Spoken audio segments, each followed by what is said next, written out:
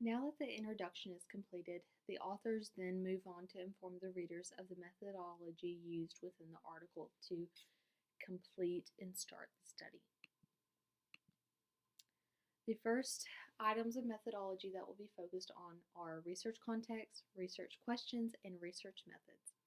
Research context, it has been shown that in the past that investments made to online systems or the latest technologies are often the way to improve online learning or experience for the individuals involved. Within the research questions, we saw that throughout the process of the research created this study to be strengthened by questions developed to examine. So this means that there were some questions already developed, but this also gave the chance for participants to sit there and develop their own questions or discuss what they thought was the main issue. We see that research questions often circulated around institutional motivations, benefits, challenges and barriers, and the stakeholders' role. Research methods, we see that the interviews were semi-structured. They involved 20 participants, which included teachers, head of services, student representatives, and head of technologies. They were often asked their experience with blended learning.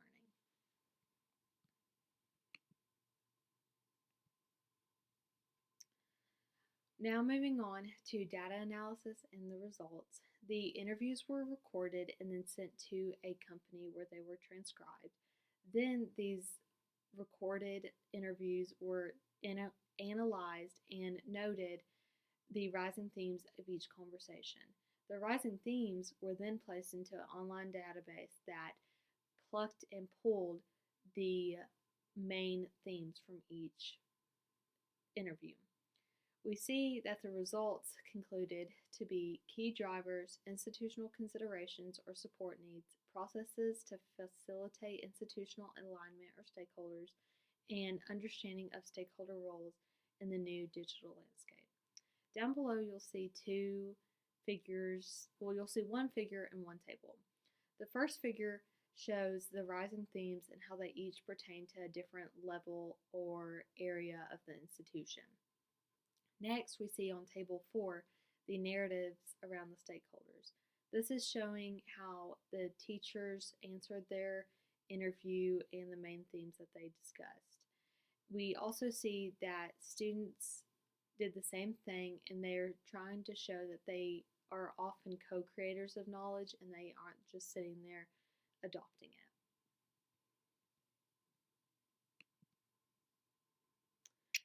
Lastly, we have figure 1, which is a holistic framework to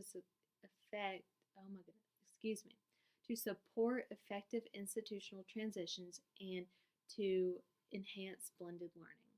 We see that all of these frameworks often begin with a broad picture and then slowly start going down and down until they get to the tiniest little area that is truly affected. We could apply this to our education in the time of COVID.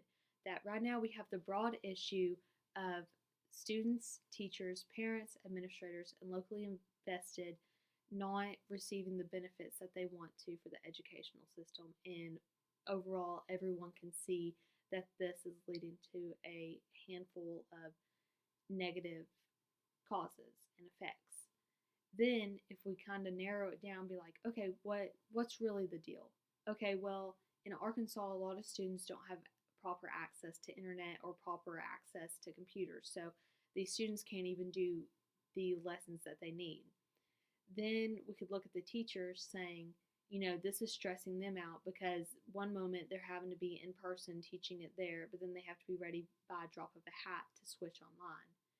And then we would say, okay, so what's really the issue of this? Well, we need to see that there needs to be a better framework developed by the institution that allows them, all interested parties, the chance to truly succeed. So this might be, enhancing blended learning, that there's a smooth transition for going back and forth. That doesn't cause stress or the lack of assignments being turned in or anything. Then we would see that this could overall be analyzed And then, once again, as I stated before, everything just starts back over. Each of these frameworks or figures really applies to our topic in some way. I think if we all take a deeper look into it, we'll be surprised. In conclusion, it's important to remember that the IAD has 7 conceptual components. Once again, they are the action situation, actors, rules, community attributes, physical and material attributes, outcomes, and the evaluative criteria. We see that each institution has a different set of precautions when regarding to the pandemic, which is causing all varying individuals to be ready at a drop of the hat to switch to online learning then back to in-person. This constant back and forth is leading to students being left behind and having to retake core courses. Teachers and parents are experiencing an all-time high of stress, anxiety, and exhaustion while trying to cope with the new world. Within the article and the chapter, we see that there is a framework available to address the constant shortcomings of higher education institutions and primary education institutions that are experiencing all the side effects during the pandemic and how it is failing the students, teachers, parents, and administrators around the globe. And that's all I have. Thank you all for watching.